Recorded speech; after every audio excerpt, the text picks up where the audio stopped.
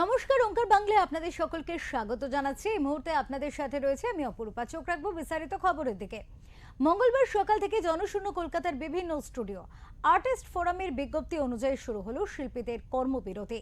অভিনেতা রাহুল অরুণোদয় বন্দ্যোপাধ্যায়ের মর্মান্তিক মৃত্যুর তদন্তের দাবিতে 7 এপ্রিল থেকে কর্মবিরতির ডাক দেওয়া হয়। দিনটি ওয়ার্কিং ডে হিসেবে চিহ্নিত থাকলেও টেকনিশিয়ান স্টুডিওতে সব ধরনের শুটিং ও কাজ বন্ধ রাখা হবে বলেই খবর। সোমবার আর্টিস্ট ফোরামের তরফ থেকে একটি বিবৃতি জারি করে এদিন সকাল 10টায় সমস্ত সদস্যকে উপস্থিত থাকার নির্দেশ দেওয়া হয়েছিল। সেই শিল্পীরা হাজির হন টেকনিশিয়ান স্টুডিওতে, যেখানে উপস্থিত ছিলেন প্রসেনজিৎ চট্টোপাধ্যায়, গৌরব চক্রবর্তী, সুদীপ্তা চক্রবর্তী, শ্রীলেখা মিত্র, অম্বরীশ ভট্টাচার্য, বনি সেনগুপ্ত, পার্ণ মিত্র, শ্বেতা ভট্টাচার্য, অনিন্দ চট্টোপাধ্যায়, রুবেল দাস, জয়জিৎ বন্দ্যোপাধ্যায়, অনন্যা চক্রবর্তী, পিয়া সেনগুপ্ত সহ অন্যান্য অভিনেতা ও অভিনেত্রীরা। ম্যান্ডেটরি খাবে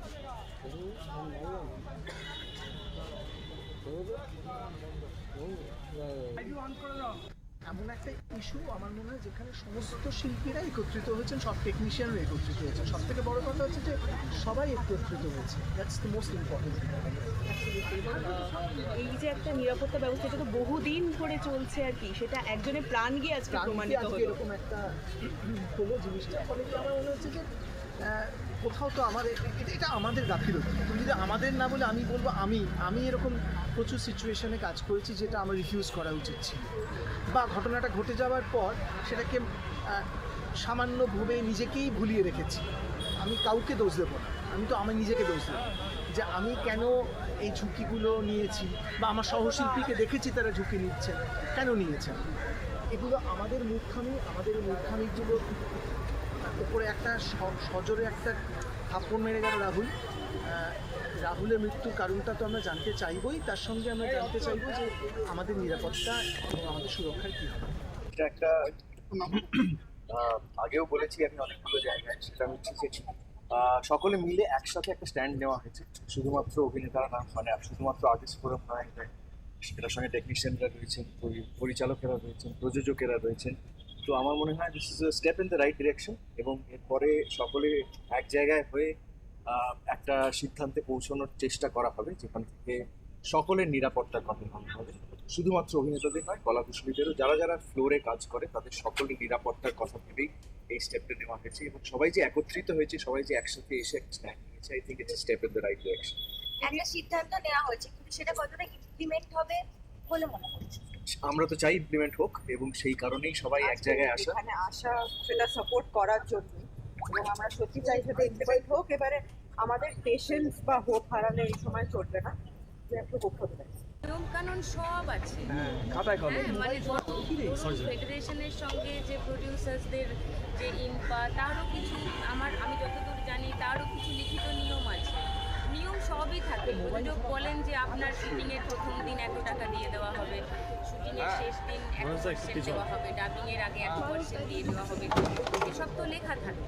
কিন্তু তারপরেও তো অনেক সময় পাই না, তা বলে কি আমরা কাজ থামিয়ে দিই? আমি কি একটা শুটিংয়ে গিয়ে যখন একটা লোকেশন ভাড়া করে 50 জন কি 100 জন কলাকুশলী 10 জন অভিনেতা মিলে কাজ করছে, আমি কি গিয়ে বলতে পারি আমার টাকাটা আমি পাইনি, আজকে শুটিংটা আমি আর করবো না, ওটা শুটিংটা ভেস্তে দেবো?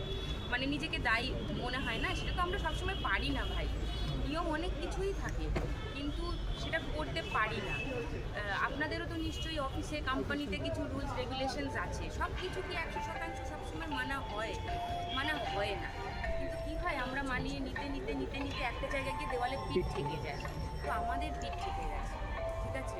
তো এবারে এমন একটা নিয়ম করতে হবে। আসলে আমরা সবাই ফ্রিল্যান্সার, আমরা সবাই খুব ইনসিকিওর। আমি যেই একটা কথা বলবো যে এইটুকু ন্যূনতম জিনিস না হলে আমি কাজ করবো না। আমার পিছনে আরও 10 জন শিল্পী দাঁড়িয়ে আছেন যিনি অনেকদিন কাজ করেননি, তিনি অনেক দিন ধরে একটা ভালো চরিত্রের অপেক্ষায় আছেন। তিনি তখন বলবেন আমার দরকার নেই সিকিউরিটি, আমার কাজ চাই, আমার ভালো চরিত্র চাই, আমি অভিনয় করতে চাই। কী করবেন? আমি করবো না, আমার জায়গায় তিনি করবেন।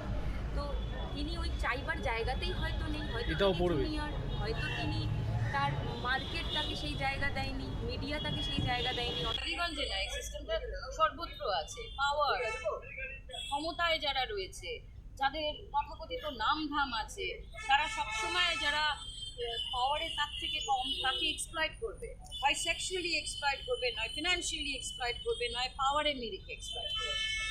সুতরাং এটা একটা স্ট্রে ইনসিডেন্ট নয়। রাহুলের ঘটনাটা একটা দুর্ঘটনা আনডাউটেডলি, কিন্তু আমি সেখানে ছিলাম না। আমি একটা সোর্সে শুনেছি যে ওখানে যে লোকাল যায়, যে ওখানে একটা লোকাল ইপি গোছের কাউকে একটা রাখা হয়, সেটা রাখা হয়েছিল। ওই যে আমি দেখেছিলাম যে ওই যারা ডুবুরি তারা বলেছিল আমাদেরকে নেওয়া হয়নি, আবার তারা বলছে না নেওয়া হয়েছিল। সুতরাং এটা অ্যাকচুয়ালি যারা ওখানে ছিল তারা যদি সত্যি না বলে আমরা জানতে পারবো না। আমরা সত্যি জানতে পারবো না। মেয়ে শ্রেয়া না ওর নাম শ্বেতা শ্বেতাকে যখন উদ্ধার করতে পারা গেল, রাহুলকে তৎক্ষণাৎ তোলার চেষ্টা করা হয়েছিল, কিন্তু মানে ওই বিচে অ্যাকচুয়ালি যাওয়ারই কথা নয়। ওই বিচটায় চোরাবালি ওটা যাওয়ারই কথা নয়। সুতরাং এইটা তো গিল্ডের দায় তো।